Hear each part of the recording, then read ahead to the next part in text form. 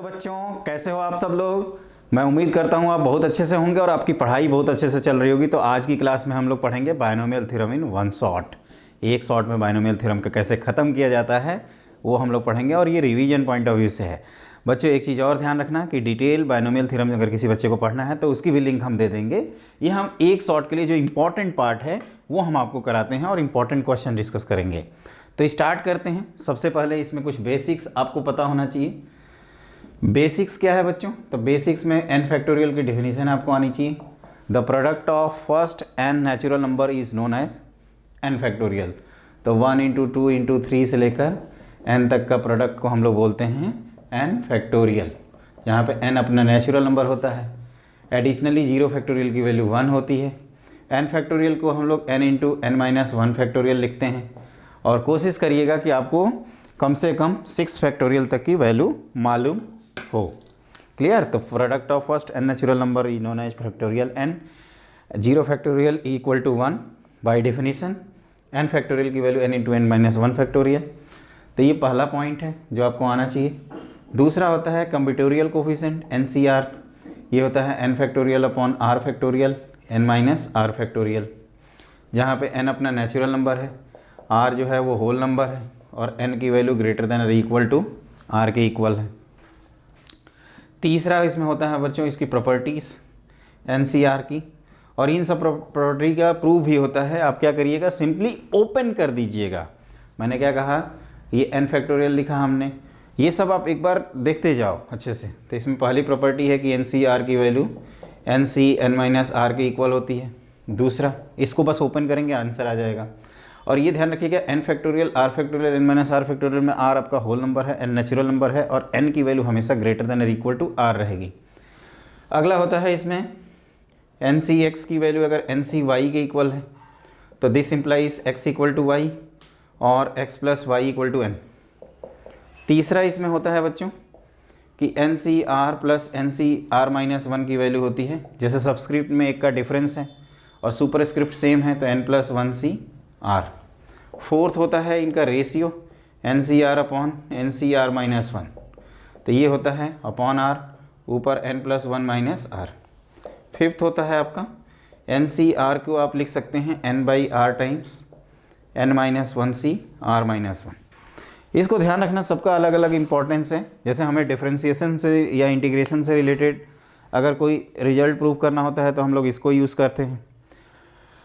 हमें NCR upon NCR minus 1 n plus 1 minus RCR। देखो इसमें भी याद रखना, यहाँ पे जो हमने सम किया है तो ये सुपरस्क्रिप्ट को एक इंक्रीज़ कर दिया और इसमें जो लार्जर है वो यहाँ मेंटेन रहता है।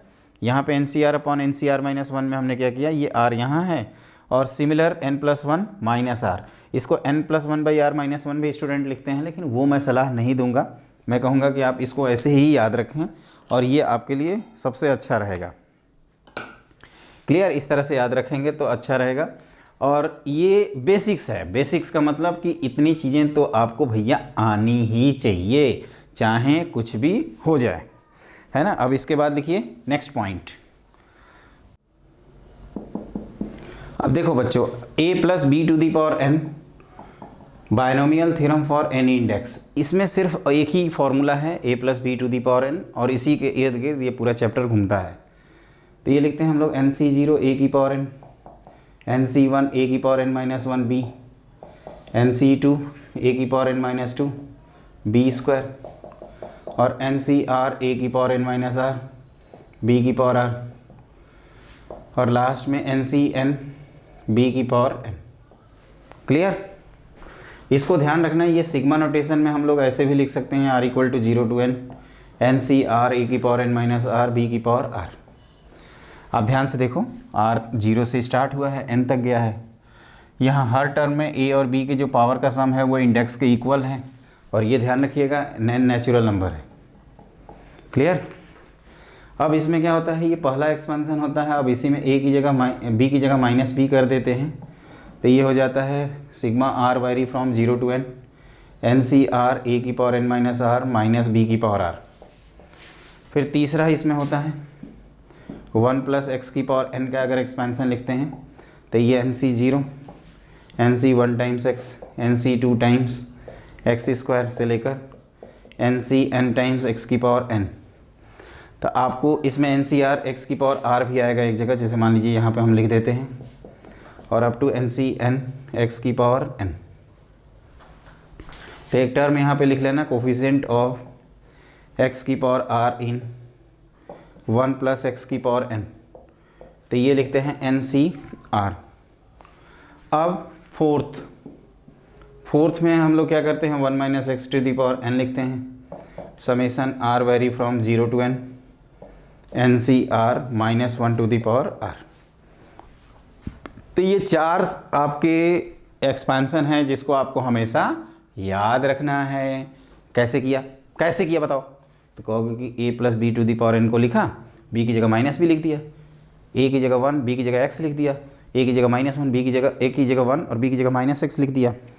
एक बार x एक बार माइनस x, इस तरह से आपको याद रखना है, स्पेशली दिस पॉइंट।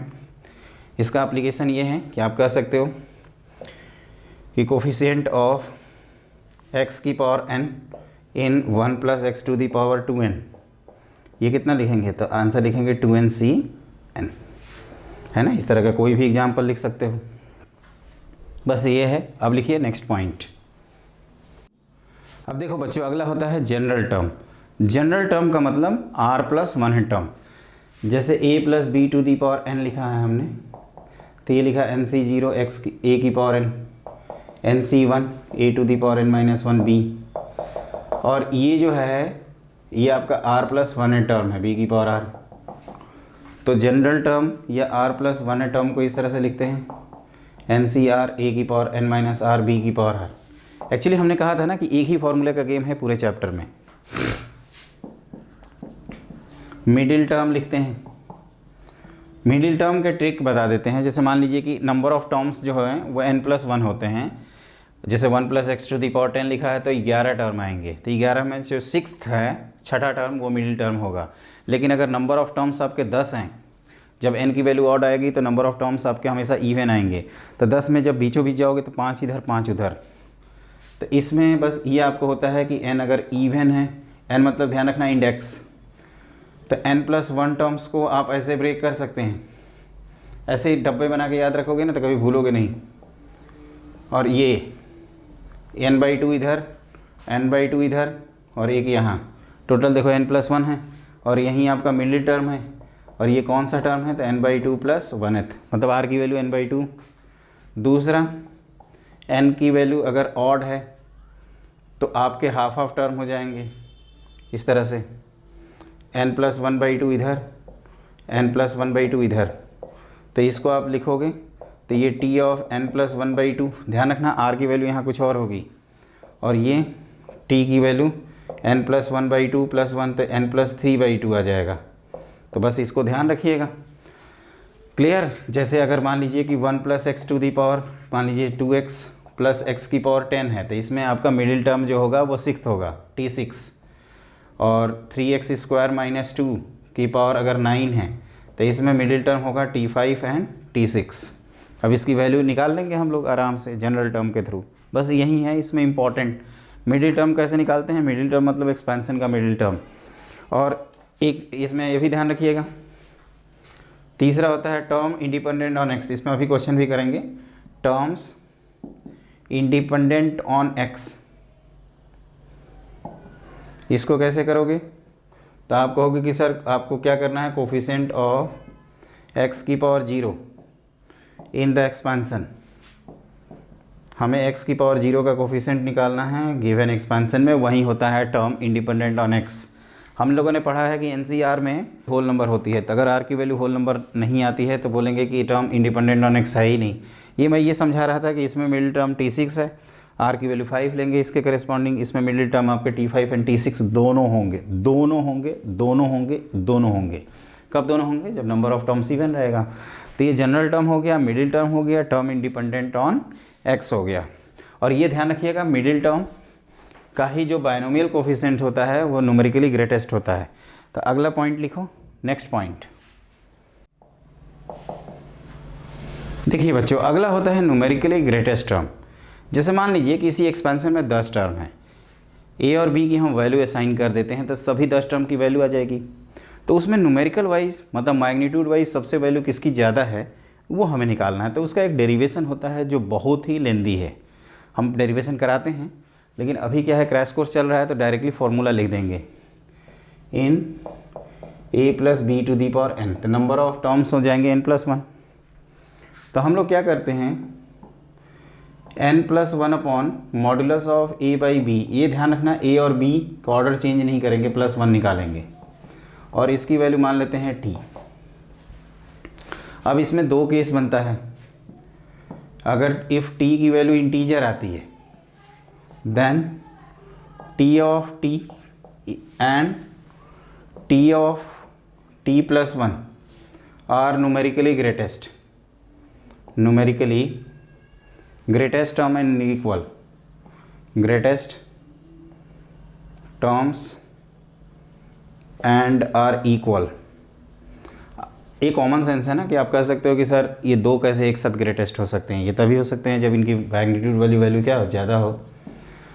और अगर t की वैल्यू इंटीजर नहीं है, ऐसा हो सकता है इंटीजर ना हो, देन क्या करेंगे कैपिटल T ऑफ, ये r की वैल्यू लिखा हूँ, यहाँ r की वैल्यू t-1 होगी, यहाँ r की वैल्यू t हो जाएगी, greatest integer of t +1 is the numerically greatest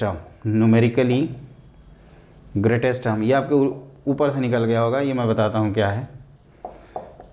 देखो जैसे t की वैल्यू हम लोग कैलकुलेट करते हैं, इस एक्सप्रेशन में रखते हैं और इसकी वैल्यू आ जाती है 4.2। 4.2 इज ए नॉन इंटीजर, तो 4.2 का ग्रेटेस्ट इंटीजर 4 होता है, तो पांचवा टर्म को न्यूमेरिकली ग्रेटेस्ट बोलेंगे। और अगर वैल्यू t की 4 आ जाती है तो फोर्थ एंड फिफ्थ दोनों कहेंगे न्यूमेरिकली ग्रेटेस्ट टर्म। बस इसमें यही होता है, क्लियर। जैसे मान लीजिए कि इसमें आपको पता करना है 3x² - 2 होल की पावर, मान लीजिए कुछ भी लिखा है 10, और x = 1 पे चेक करना है कि कौन सा न्यूमेरिकली ग्रेटेस्ट होगा। तो हमने क्या कहा कि t की वैल्यू निकालेंगे, 10 + 1 11 mod of 3x² 2 eight x = 1, ये 1 ही होगा +1, तो ये 11/5/2, तो ये हो गया 22/5। देखो 5 चौका 20 और 5 चौका 20 अगेन, तो ये 4.4 मतलब T5 is the numerically greatest. T5 निकाल लोगे 4 + 1 करते हुए, वही न्यूमेरिकली ग्रेटेस्ट होगा टर्म। यही मैं कह रहा था आपसे, आप एक बार चेक भी कर सकते हैं। इसके टोटल 11 टर्म में पांचवा टर्म जो होगा वो मैग्नीट्यूड वाइज ग्रेटेस्ट आएगा, पांचवा टर्म मैग्नीट्यूड वाइज ग्रेटेस्ट आएगा। अब देखिए इधर उधर की बातें करने के मेरे फुर्सत नहीं है, और इंस्पायर्ड रहिए यार। अब की बार 200 पार है ना, मिटा दूँ। अगला देखो बच्चों, ये होता है NCR इज़ मैक्सिमम। जैसे NC0 से NCN तक की जो वैल्यू है उसमें ये NCR मैक्सिमम कब होगा, व्हेन, आपको मैंने कहा था कि middle term n/2 when n is even and n-1/2, या आप लिख सकते हो n+1/2 when n is odd. Clear, NCR is maximum when R = n/2 when n is even and n-1/2 और n+1/2 when n is odd। ये point आपको हमेशा याद रखना है। क्या याद रखोगे, NCR is maximum कब होगा, जब R की वैल्यू n/2 n-1/2 या n+1/2 लिखेंगे। क्लियर। अगला पॉइंट देखिए, इसमें अगला होता है बच्चों सम ऑफ या प्रॉपर्टीज ऑफ बायनोमियल कोफिशिएंट। इसको लिखो, ये इंपॉर्टेंट है। Properties of binomial coefficients, binomial coefficients है ना। बायनोमियल कोफिशिएंट को आप BCs लिख सकते हैं शॉर्ट फॉर्म में। क्लियर।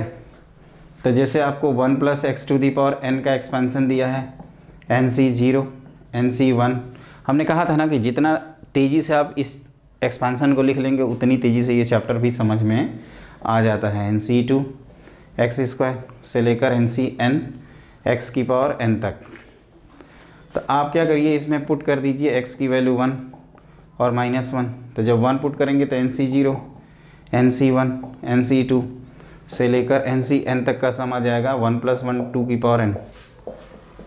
और जब -1 पुट करेंगे तो ये NC0 -NC1 + NC2 यहाँ पुट कर रहे हैं, से लेकर -1 to the power n times NCn, ये हो जाएगा आपका 0। इन दोनों को ऐड कर दो तो ये 2 टाइम्स NC0 NC2 आएगा।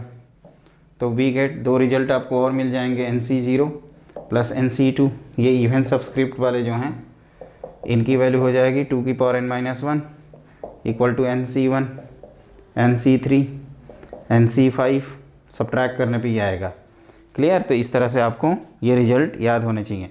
इसमें इम्पॉर्टेंट क्या है, इम्पॉर्टेंट ये होता है इसमें कि जैसे NC0, NC2, NC4 निकालना है ना, तो इसमें 2 का गैप है, तो आप x² = 1 मतलब x = 1 और -1 इस एक्सपेंशन में पुट करके इसको जजमेंट ले सकते हैं कि कहाँ से आएगा। अगर 3 का गैप होता, जैसे 0 होता, 3 होता, 6 होता, तो इसमें हम लोग 1 ω² पुट करते, x³ = 1 के रूट होते हैं 1 ω²। पोलर फॉर्म की ज़रूरत पड़ती, 4 का गैप होता तो x⁴ = 1 मतलब 1 -1 आयोटा माइनस आयोटा पुट करते। ये लॉजिक होता है, लेकिन इतनी ज़्यादा ज़रूरत पड़ती नहीं है। नॉर्मली हम 1 और -1 पुट करके ही आंसर कैलकुलेट कर लेते हैं। बस इतना ही होता है इसमें। अब अगला लिखिए, नेक्स्ट पॉइंट। देखो बच्चों, अगला होता है डिफरेंशिएशन इन बायनोमियल थ्योरम। तब यहाँ पे आपको क्या करना है, 1 + x⁴n का एक्सपेंशन लिखना है। वैसे एक रिजल्ट मिल जाता है, summation r vary from 0 to n NCr x⁴r। इसको डिफरेंशिएट करिए, differentiate with respect to x, तो n 1 + x⁴n - 1 summation r vary from 0 to n NCr x⁴r into x⁴r - 1। फिर से डिफरेंशिएट करते हैं विथ रिस्पेक्ट टू x, तो n × n - 1 1 + x⁴n - 2 this is equal to summation r vary from 0 to n NCr r into r - 1 x⁴r - 2। और भी चाहें तो differentiate कर सकते हैं। अब आपको क्या करना है, ये सब जगह x = 1 पुट करना है, तो r vary from 0 to n NCr की वैल्यू हमें 2 की पावर n मिल जाएगी, जो कि हमने अभी याद किया है। NC0 से NCn तक का सम 2 की पावर n। यहाँ पे x = 1 पुट करेंगे तो आपको मिलेगा summation r vary from 0 to n NCr into r, ये मिल जाएगा n × 2 की पावर n - 1। यहाँ पे पुट करेंगे, पुट x = 1, तो आपको मिलेगा r vary from 0 to n NCr r into r - 1। अब देखो लॉजिक ये है कि r इंटू r - 1 NCr 0 से n हो तो r की जगह n रख दो, तो n × n - 1 2 की पावर n - 2। ये डायरेक्टली भी आप याद रख सकते हैं। जैसे मान लीजिए कि फॉर एग्जांपल अगर हमें इसकी वैल्यू निकालनी है, r vary from 0 to n r² times NCr, तो आप इसको ऐसे लिख सकते हैं, r vary from 0 to n r² को r into r - 1 + r times NCr लिख सकते हो। तो आप देखोगे इन्हीं दोनों का सम है, तो ये हो जाएगा n × n - 1 2 की पावर n - 2 प्लस n × 2 की पावर n - 1। ये जेई मेन में पूछा गया है। तो एक तो डिफरेंशिएशन से रिलेटेड ये फॉर्मूला है। अगर मान लीजिए सब कुछ भूल भाल जाते हैं तो 1 + x⁴n का एक्सपेंशन लिखेंगे, उसको डिफरेंशिएशन से सोचेंगे। और सवाल ये उठता है डिफरेंशिएशन से सोचेंगे कब, तो जब बायनोमियल कोफिशिएंट आपके नंबर से मल्टीप्लाई हो तो डिफरेंशिएशन से सोचना होता है। कहते हैं ना कि आप जब टर्म्स मल्टीप्लाई हो तो वो डिफरेंशिएशन से आए हैं, और जब टर्म डिवाइड हो तो वो बेटा इंटीग्रेशन से आए हैं। बहुत आसान सी चीज़ है। अब आप लिखो नेक्स्ट पॉइंट। अब क्या करें, ये नहीं समझाएंगे तो आप कहोगे कि थ्योरी नहीं समझाते, केवल क्वेश्चन करा देते हैं। तो लिखो नेक्स्ट पॉइंट। देखो इंटीग्रेशन इन बायनोमियल थ्योरम में क्या है बच्चों, जैसे 1 + x⁴n का एक्सपेंशन लिखा है, summation r vary from 0 to n NCr x⁴r। तो हम लोग इसको इंटीग्रेट कर सकते हैं 0 से x में, या 0 से कोई भी आप लिमिट रख सकते हो, equal to summation r vary from 0 to n NCr x⁴r। इसको भी इंटीग्रेट कर देते हैं 0 से x में, है ना। ये कांस्टेंट नंबर है, ये तो सिग्मा है ना। आप चाहें तो इसको बाहर कर सकते हो, जैसे कई टेंशन में होंगे कि सर कैसे इंटीग्रेट कर रहे हैं, तो ये 0 से x लिख दो dx। जब वैल्यू पुट करोगे तो ये आ जाएगा 1 प्लस एक्स की power n plus 1 upon n plus 1। जब x लिमिट पुट करेंगे और 0 लिमिट पुट करेंगे तो ये फाइनली आ जाता है 1 प्लस एक्स की power n plus 1 minus 1 upon n plus 1। और इधर आता है summation r vary from 0 to n C r upon x की power r plus 1 upon r plus 1। बस ये ध्यान रखिएगा जब टर्म्स डिवाइड हो तो इंटीग्रेशन से आए हैं। क्लियर। एक डिफ्रेंशिएशन में एक और फॉर्मूला होता है बच्चों, आप चाहें तो इसको लिख सकते हैं, ये थोड़ा सा टिपिकल होता है। N c r minus 1 to the power r की पावर m। इसकी वैल्यू हमेशा 0 होती है। इसमें कंडीशन ये है कि m होल नंबर होना चाहिए और m की वैल्यू लेस दैन n होना चाहिए। क्लियर। तो इंटीग्रेशन इन बाइनोमियल थ्योरम में कब यूज़ करेंगे, जब टर्म्स जैसे कांस्टेंट नंबर बाइनोमियल कोफिशिएंट को डिवाइड कर रहे हो। और इसका ऑप्शनल प्रॉपर्टीज़ क्या है, तो इसका ऑप्शनल प्रॉपर्टीज़ मैंने बताया था एन सी आर की value n by r n minus 1 c r minus 1 लिखते हैं। क्लियर। ये होता है आपका कॉन्सेप्ट और उससे रिलेटेड फंडे। अब आप लिखिए sum of product of binomial coefficients. देखो बच्चों इसमें क्या होता है कि जो अगला पार्ट है ये होता है sum of product of binomial coefficient. जैसे आपको NC0 का स्क्वायर प्लस NC1 का स्क्वायर प्लस NC2 का स्क्वायर से लेकर NCn का स्क्वायर है, तो आप उसका रिजल्ट याद रखेंगे 2NCn। और ये आता कैसे है ये हम आपको बता दें। Sum of product of binomial coefficients का मतलब होता है कि अब बाइनोमियल कोफिशिएंट्स मल्टीप्लाइड है। हम लोगों को पता है कि 1 प्लस एक्स की पावर n में जो बाइनोमियल कोफिशिएंट है वो सिंगल सिंगल आते हैं। दूसरा एक्सपेंशन लिखेंगे तो उसमें भी सिंगल सिंगल आएंगे। तो ये प्रोडक्ट तभी हो सकता है जब आपके दो सीरीज़ आपस में मल्टीप्लाइड हों। इसके कुछ रूल्स होते हैं। रूल्स ये होता है कि पहले जो समेशन निकालना है उसको आप इस तरह से लिख लीजिए NC1 इंटू NC1, और जैसे पहला बता रहा हूँ ना उसी तरह से आप अगला भी कर लेना NCn इंटू NCn। तो यहाँ पे देखो जो सबस्क्रिप्ट है उसका डिफरेंस कांस्टेंट है। तो एक सीरीज़ को 1 प्लस एक्स की पावर इंडेक्स से सेलेक्ट करते हैं ये लिखेंगे, और डिफरेंस कांस्टेंट आए तो x 1 बाई एक्स की पावर n लिख देंगे। अगर सम कांस्टेंट आए तो सेम सीरीज लिखते हैं, मतलब x प्लस 1 या 1 प्लस एक्स ही लिख देते। इन दोनों के एक्सपेंशन लिखिए तो NC0। अगर यहाँ अल्टरनेट प्लस माइनस साइन आ रहा है तो एक में पॉजिटिव एक में नेगेटिव ले लेंगे। आप किस में पॉजिटिव किस में नेगेटिव लेते हैं ये स्टूडेंट चॉइस है, इससे कोई आंसर पे फर्क नहीं पड़ेगा। तो NC1 into x NC2 into x square ऐसे लिखोगे NCn इंटू एक्स की पावर n तक। और यहाँ क्या लिखोगे NC0 plus NC1 into 1 by x NC2 into 1 by x square NCn 1 by x की पावर n। अब ऐसे कल्पना करो कि ये मल्टीप्लाई हो रहा है, सब में दोनों का आपस में मल्टीप्लाई कर रहे हैं, LHS को LHS से RHS को RHS से। तो ये NC0 का स्क्वायर कब बनेगा, जब ये इससे मल्टीप्लाई हो और बाकी सब जगह तो x आ जाएगा। ये NC1 का स्क्वायर इसके केस में बनेगा, सब जगह बाकी क्या होगा x डिपेंडेंट होगा। तो इस तरह से ये करस्पॉन्डिंगली मल्टीप्लाई हो जाएंगे। तो हम क्या करेंगे दोनों सीरीज़ को मल्टीप्लाई करते हैं और सुटेबल पावर ऑफ x क्या है तो x की power 0 independent on x term अगर निकालें तो राइट साइड में आएगा NC0 का स्क्वायर प्लस NC1 का स्क्वायर प्लस NC2 का स्क्वायर से लेकर NCn तक का स्क्वायर। और LHS में क्या आएगा तो आप कहोगे कि कोफिशिएंट निकालना होगा। तो ये आप लिखो multiplying and comparing coefficient of x की पावर 0 ऑन बोथ साइड्स। तो ये आप लिखोगे बच्चों इधर राइट साइड में तो NC0 का स्क्वायर NC1 का स्क्वायर से लेकर NCn का स्क्वायर, और उसको इधर लिख देता हूँ कोफिशिएंट ऑफ x की पावर 0 इन, ये दोनों टर्म को मल्टीप्लाई करोगे एलसीएम लेकर तो ये हो जाएगा 1 प्लस एक्स की power 2n whole divided by x की पावर n।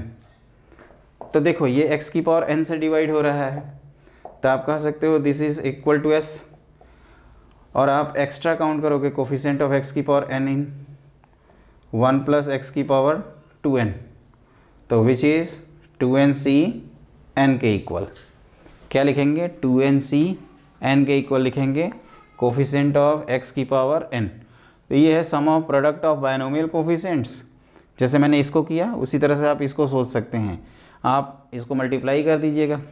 जैसे यहाँ देखो सम कांस्टेंट आ रहा है, तो आप क्या करना, ये एक्सपेंशन लिखना NCR तक, उसके आगे भी लिख सकते हैं। और यहाँ पे क्या करिएगा 1 + x को भी फिर से लिख दीजिएगा, क्योंकि सेम सीरीज़ लेना है। और आप देखेंगे कि यहाँ पे x की पावर r का कोफिशिएंट सर्च करने पे आएगा आंसर, तो इसका आंसर आ जाएगा 2NCR। लेकिन उसको करना होगा बच्चों, इसके क्वेश्चन जब हमें बाइनोमियल कोफिशिएंट्स आपस में मल्टीप्लाई होना तब करते हैं। ये मैं क्वेश्चन के माध्यम से समझा देता हूँ। तो ये है sum of product of binomial coefficient. अब इसके बाद मिलता है मल्टीनोमियल थ्योरम और एक I+F टाइप का फंक्शन। तो लिखिए नेक्स्ट पॉइंट। देखो बच्चों मल्टीनोमियल थ्योरम क्या है। मल्टीनोमियल थ्योरम मतलब जैसे a + b⁴n की जगह a + b + c⁴n रहता है, तो उसके लिए करते क्या है हम लोग कि जैसे a + b + c⁴n रहे ना, तो इसको हम लोग इस तरह से ब्रेक करते हैं, summation n factorial upon p factorial q factorial r factorial, a की पावर p, यहाँ जो b लिखा है की पावर q, c की पावर r, जहाँ पे p q r आपके होल नंबर्स हैं और at a time p + q + r की वैल्यू n के इक्वल होनी चाहिए। इसी को कहते हैं मल्टीनोमियल थ्योरम या मल्टीनोमियल एक्सपेंशन। अब आता है binomial theorem for any index, वैसे है नहीं सिलेबस में। Binomial theorem for any index, एक इसमें एक रिजल्ट है जिसको ध्यान रखना, 1 + x⁴n का जो एक्सपेंशन है, अगर n नेचुरल नंबर ना हो तब, तो ये 1 + nx। अब NCR यूज़ नहीं कर सकते क्योंकि NCR is defined only for n natural number, n-1/2 factorial x² से लेकर इन्फिनिटी तक। ये एक्सपेंशन तभी वैलिड है जब x की वैल्यू -1 से 1 हो, नंबर ऑफ टर्म्स इनफाइनाइट हो, और कुछ सर्टेन एक्सपेंशन है जिसकी वैल्यू आप याद कर सकते हैं। ये 1 + x² से लेकर x³ इन्फिनिटी तक। ये जैसे 1 + x की पावर -1 हो, तो ये 1 - x alternate plus minus infinite GP का सम -x³ इस तरह से आप लिखते जाओ। क्लियर। तो ये है binomial theorem for any index. और मल्टीनोमियल में एक रिजल्ट आपको ये भी ध्यान रखना है कि कोफिशिएंट नहीं, total number of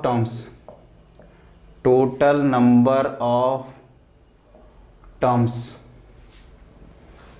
equal to, इसमें टोटल नंबर ऑफ टर्म्स कैसे लिखेंगे, तो ये लिखेंगे n + 3 - 1c 3 - 1। अगर ये मान लीजिए ऐसे ही कुछ रहता, x1 + x2 से लेकर xk तक की पावर n, तो टोटल नंबर ऑफ टर्म्स लिखते n + k - 1c k - 1। ये पार्टीशन थ्योरी से होता है, PNC में हम लोग प्रूफ करते हैं। टोटल आप कह सकते हो कि ये जो सोल्यूशन है इसके जितने नंबर ऑफ इंटीग्रल सोल्यूशन निकाल लेंगे, नॉन नेगेटिव इंटीग्रल सोल्यूशन, उतने नंबर ऑफ आपके क्या होंगे, टर्म्स होंगे। और नंबर ऑफ टर्म्स को ही टोटल नंबर ऑफ टर्म्स कह रहे हैं। तो ये ध्यान रखिएगा, इसमें बाइनोमियल थ्योरम को इग्नोर कर सकते हैं, ये फॉर्मूला इंपॉर्टेंट है।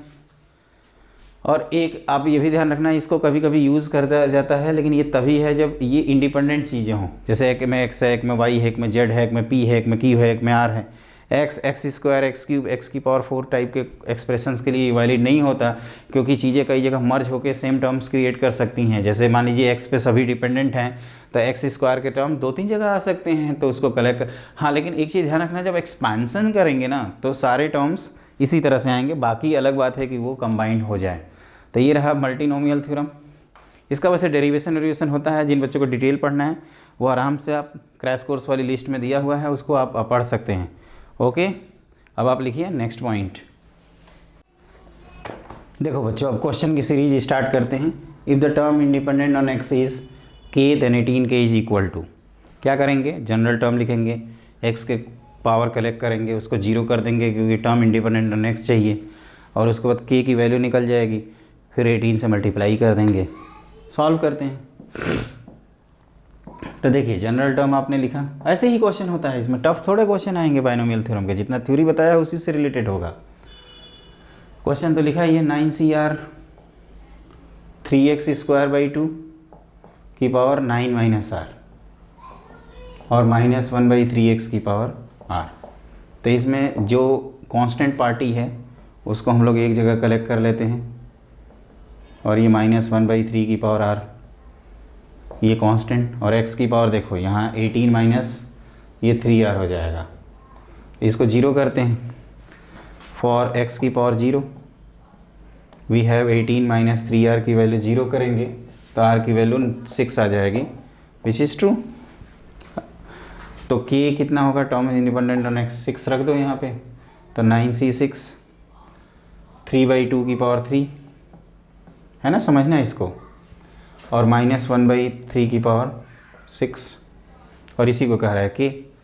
तो 18 के निकालते हैं, तो 18 से मल्टीप्लाई करिए, और ये 9c3 है तो 9 इंटू 8 इंटू 7 अपॉन 6, 3 फैक्टोरियल 6, और ये ध्यान से देखो तो 3 की पावर 3 अपॉन 2 की पावर 3, और ये 1/3 की पावर 6।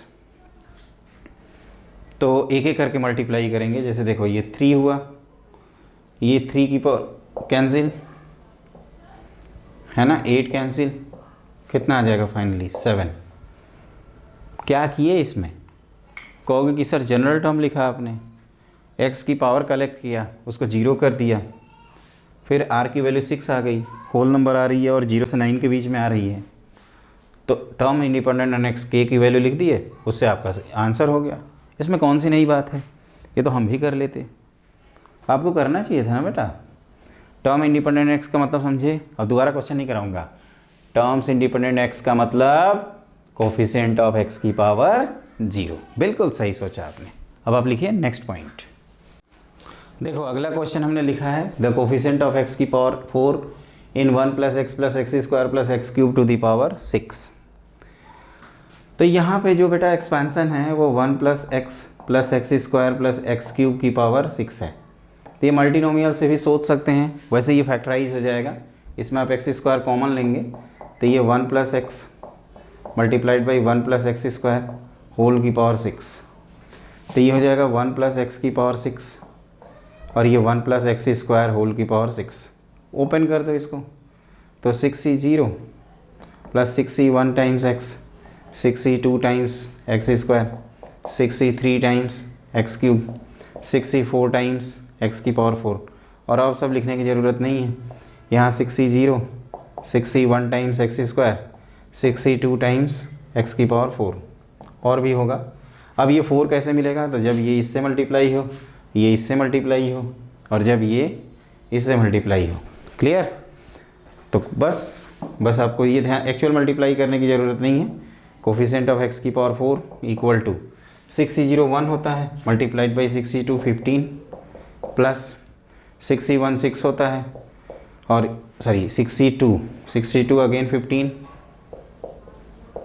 और इसको आप किससे मल्टीप्लाई कर रहे हैं 6c1 से, फिर 6c4 अगेन 6c2 15, सभी 15 ही आ रहे हैं क्या, 6c2 6c1 और ये 6c0 1, तो 15 ये कितने हो गए 15 + 90 + 15, ये कितना हो जाएगा आंसर 120। Answer is 120। ऐसे ही क्वेश्चन आते हैं बच्चों, कोई टफ नहीं है, बस आराम से क्वेश्चन करिएगा, है ना। सभी टाइप के क्वेश्चन होंगे, इसमें कुछ लेंदी भी होंगे, कुछ ईजी भी होंगे। जो रेगुलर आते हैं उनको मैं करा रहा हूँ। समझ में आया। क्या किया, पहले फैक्टराइज किया, 2 अलग अलग एक्सपेंशन लिखे, दोनों को मल्टीप्लाई कर दिया। एक्चुअल मल्टीप्लाई नहीं करना है। ये अंडरस्टूड है कि x की पावर 5 से हमें x की पावर 4 थोड़े मिलेगा, वो तो पॉजिटिव पावर है तो ज़्यादा मिलेगा। यहाँ पे भी x की पावर 6, x की पावर 8, x की पावर 10 लिखने का कोई मतलब औचित्य नहीं है। तो ये ध्यान रखिएगा। क्वेश्चन नंबर 2 आपका डन। अब आप लिखो नेक्स्ट पॉइंट। देखो बच्चों, अगला क्वेश्चन हमने बोर्ड पे लिख रखा है, if CR equal to 25 CR और C0 + 5C1 + 9C2 101C25, इसकी वैल्यू निकालनी है आपको। मैं अभी थोड़ी देर पहले चिल्ला के बोल रहा था कि बायनोमियल कोफिशिएंट में जब भी नंबर मल्टीप्लाई हो डिफ्रेंशिएशन से आता है। तो मान लीजिए इस समेशन को s और ये 1 है, ये 4 का डिफरेंस है, तो 4r प्लस यहाँ पे क्या लिखेंगे, r की वैल्यू 0 के करस्पॉन्डिंग आंसर 1 आएगा। ये NCR समेशन दौड़ा देते हैं, r वेरी फ्रॉम 0 से 25 तक। एक बार चेक कर लेते हैं क्या ये सही है, तो कहोगे यस। r की वैल्यू 1 रखेंगे तो दूसरा टर्म, 2 रखेंगे तो तीसरा टर्म, 25 रखेंगे तो लास्ट टर्म। तो सिग्मा की प्रॉपर्टी लगा दो, 4 बाहर, r वेरी फ्रॉम 0 to 25, ये r इंटू ये 25 CR लिख दिया जाए, plus R vary from 0 to 25 CR, 25 crore नहीं है, ये 25 CR है। वैल्यू रखो, तो यहाँ हमने फॉर्मूला याद करवाया था 2 की पावर 24 और यहाँ पे 2 की पावर 25। कितना खींच सकते हो बाहर? तो कहोगे कि सर 2 की पावर 25 खींच सकते हैं, तो कितना बचेगा? यहाँ पे बच जाएगा 50 और यहाँ 1 बचेगा, तो ये 51 टाइम्स 2 की पावर 25। तो k की वैल्यू मेरे ख्याल से मिल गई होगी आपको 51 के इक्वल। ये कोई आसान क्वेश्चन नहीं है, टफ भी नहीं है, बस ये है कि अगर आपको सिग्मा उग्मा याद है तो बड़ी आसानी से कर लेंगे, नहीं तो फिर क्या करेंगे? या कहीं कहते हैं कि सर भूल गए तो बताओ, तो उस समय बेटा ये करेंगे। भूल गए तो आप ध्यान से देखो, तो 25 में हम 100 गुना चले जा रहे हैं, तो ये 1 + x की पावर 4 का एक्सपेंशन लिखना होगा हमें, की पावर 25 का। क्लियर? फिर इसमें x से मल्टीप्लाई करना होगा, इसको डिफ्रेंशिएट करके x की वैल्यू 1 पुट कर देना, आंसर आ जाएगा। ये कैसे पता चला कि 4 का x 1 + x की पावर 4 का एक्सपेंशन? तो ये 4 गैप पे है ना, जैसे 2 गैप पे रहेगा तो x², 3 गैप पे रहेगा तो x³, 4 गैप पे रहेगा तो x की पावर 4, 10 गैप पे रहेगा तो x की पावर 10, यहाँ से आता है ये। क्लियर? इस तरह से ध्यान रखिएगा क्वेश्चन नंबर 3 का। अब आप लिखिए नेक्स्ट पॉइंट। देखो बच्चों, अगला है question NC4, NC5, NC6 are in AP, then n = 2। तो AP में अगर हैं तो 2 times middle term equal to first and third term, तो 2 times NC5 equal to NC4 plus NC6 लिखेंगे। आप NC5 से डिवाइड कर दीजिए, इससे फॉर्मूला बन जाएगा NC4/NC5 और इधर NC6/NC5। तो इस तरह से आपका 2 इक्वल टू ये ऊपर 5 और नीचे n+1 - 5 प्लस नीचे 6 ऊपर n+1 - 6। तो ये इक्वेशन को सॉल्व करना होगा बच्चों, यहाँ से आप सॉल्व कर लेना। n की वैल्यू 7 और 14 आती है। नॉर्मली सिंगल चॉइस में कोई एक चॉइस दी रहती है, जैसे जिस समय का ये JEE मेन का क्वेश्चन है उस समय। और ये आप सोच रहे होंगे कि ये क्या हुआ? अरे भाई ये कुछ नहीं हुआ, ये हमने फॉर्मूला लगाया है। अभी आपको थोड़ी देर पहले बताया था ना NCR/NCR-1। क्या याद किए थे? ये R को नीचे और ऊपर n+1 माइनस, यहाँ एरो इस तरह से नहीं, इसको ऐसे दिखाया जाए -R, वही लिखा हूँ। ये नीचे है तो इसको ऊपर कर दिया, रेसिप्रोकल करके लिख दिया था n+1 - 5 और ये 6 n+1 - 6। और इस तरह से आप क्वाड्रेटिक तो सॉल्व कर लोगे ना। अब ये मत कहना कि क्वाड्रेटिक भी नहीं आता है, अगर वो कहने की फिराक में हो तो फिर मैं कहूँगा क्या करोगे, फिर अगला क्वेश्चन करोगे। तो लिखो नेक्स्ट पॉइंट। देखो बच्चों, अगला होता है total number of irrational terms. तो इसका लॉजिक क्या होता है? ऐसे क्वेश्चंस का लॉजिक ये होता है कि आप पहले जनरल टर्म लिखिए, फिर जो नंबर से अपीयर कर रहे हैं ना उनको प्राइम फैक्टर में ब्रेक कर लीजिए। जैसे ये 3 और 7 ऑलरेडी प्राइम है, जैसे यहाँ 6 रहता है तो इसको 2 × 3 लिखते हैं, ये अगर 8 रहता है तो इसको 2 की पावर लिख देते हैं। मतलब बेस को प्राइम फैक्टर में ब्रेक कर लेंगे, जिससे क्या होगा, इंडिविजुअल प्राइम्स अलग अलग हो जाएंगी। और रेशनल टर्म्स पहले निकाल लेते हैं। रेशनल टर्म्स के लिए जो प्राइम की पावर है वो इंटीजर होनी चाहिए। इरेशनल नॉन इंटीजर प्राइम की पावर आएगी, जैसे मान लीजिए 3 की पावर 1/2 आ जाती है तो वो इरेशनल नंबर हो जाएगा। तो सेम टाइम पे जितने प्राइम्स हैं उन सब की पावर होल नंबर होनी चाहिए। तो इसी तरह से स्टार्ट करते हैं, जैसे कुछ लिख के दिखाऊंगा ना तो समझ में आएगा। जैसे R+1 टर्म लिखा 60 CR, ये 60 - R, फिर क्या लिखा आपने -3 की पावर 1/10 की पावर R। तो आपको 60 - R/5 इंटीजर होल नंबर चाहिए, और इधर क्या है R/10 भी होल नंबर चाहिए। तो यहाँ से आप R की वैल्यू लिखोगे 0, 10 के मल्टीपल लिखोगे 10, 20, 30, 40 और 50 और 60। यहाँ पे जितने 10 के मल्टीपल रखोगे वो सबके लिए 1 2 3 4 5 6 7, बहुत आसान सा हो गया। यहाँ पे भी R की वैल्यू हम लोग लिखेंगे 0, 5, 10 से लेकर 60 तक। तो इसमें कॉमन R कौन कौन से हैं? तो कहोगे कि लास्ट वाले कॉमन R हैं। तो कितने हैं? तो 7 हैं। तो टोटल टर्म्स आपके कितने हो गए? तो टोटल टर्म्स आप बच्चों कहोगे कि 61 है सर। रेशनल टर्म्स किसमें, फॉर रेशनल टर्म्स, ये हमने रेशनल के लिए ऐसा किया। तो आप कहोगे कि रेशनल टर्म्स कितने हुए, तो आप कहोगे सर 7 हैं। तो इरेशनल टर्म्स कितने हो गए, इरेशनल टर्म्स, तो आप कहोगे 61 minus 7 which is equal to 53। 53 ही होता है ना, एक बार काउंट कर लेना, 7 ही है ना। 1 मिनट, 54 आएंगे, और आंसर कंफर्म करना पड़ेगा बच्चों। कहाँ गया,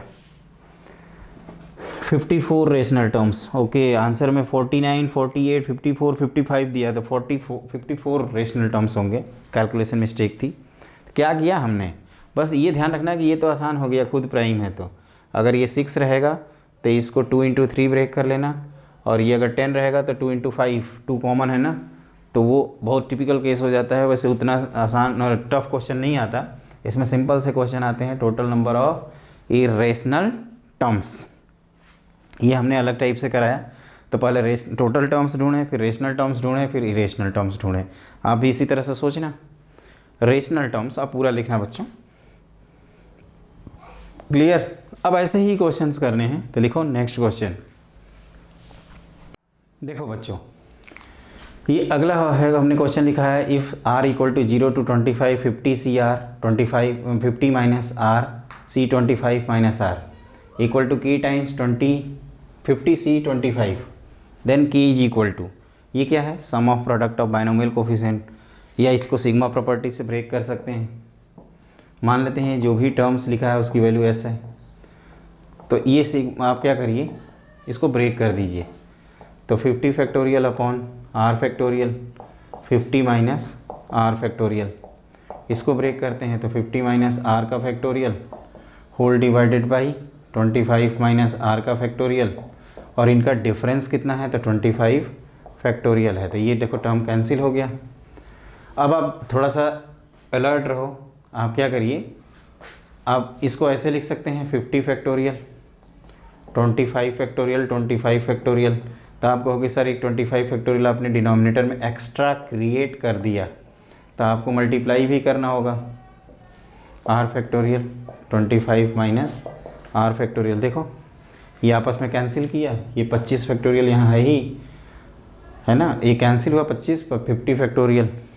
कहोगे कि सर ये तो आता है, और ये क्या है 50C 25, और ये कौन है, तो आप कहोगे summation R vary from 0 to 25C R है, जिसकी वैल्यू हम लोग क्या लिखते हैं बताओ, तो 25C 0 से 25C 25 ये वैल्यू लिख देते हैं। आपको K चाहिए तो K 25 मिल गया, K 2 की पावर 25, K की वैल्यू मिल गई 2 की पावर 25। तो इस तरह से हम लोगों ने क्वेश्चन कर लिया। एक I प्लस F टाइप का क्वेश्चन है जिसको हमें कराना है। वैसे वो इतना ज़्यादा इम्पोर्टेंट है नहीं, उसको मैं वर्कशीट में दे दूंगा और आप उसको अटेम्प्ट कर लेना। तो बच्चों क्या क्या है जो हमें याद रखना है, एक बार अच्छे से हमारे साथ बोलो। जय माता दी तो बोलेंगे ही। इसके बाद सबसे पहले हम लोगों ने क्या पढ़ा, binomial expansion, properties of binomial को, NCR की properties, factorial, general term, middle term, term independent on x, rational terms, irrational terms, x equal to 1 put करना, -1 पुट करना, sum of product of binomial coefficient लिखना, binomial coefficient की properties, summation, integration मतलब differentiation, integration, multinomial expansion उसकी उतना ज़्यादा use होता नहीं है, कभी कभार रेयर यूज़ होता है, और आपका binomial theorem for any index. एक I प्लस F टाइप के क्वेश्चन होते हैं जो वर्कशीट में हम आपको दे देंगे। तो बच्चों ये हमारा मेन ऑब्जेक्टिव इस क्लास का ये है कि आप एक बार बाइनोमियल थ्योरम को अच्छे से पढ़ लें। जिन बच्चों को डिटेल में पढ़ना हो हमारे प्लेलिस्ट में JEE मेन क्रैश कोर्स में पूरा दिया है ना, और सारे क्वेश्चन आई गारंटीड यू आप कर लेंगे अगर उसको देखेंगे। तो अब आपको भी मालूम है बच्चों, वो आपका 10 से 11 लेक्चर का है, अभी मैं एक लेक्चर में ख़त्म कर रहा हूँ। तो आप समझ ही रहो ना, नंबर ऑफ़ क्वेश्चन थोड़ा कम होंगे, लेकिन इतना भी कम नहीं होंगे कि की 5 पॉइंट हम गायब कर देंगे। तो जल्दी ही मिलते हैं, हैव ए ग्रेट डे।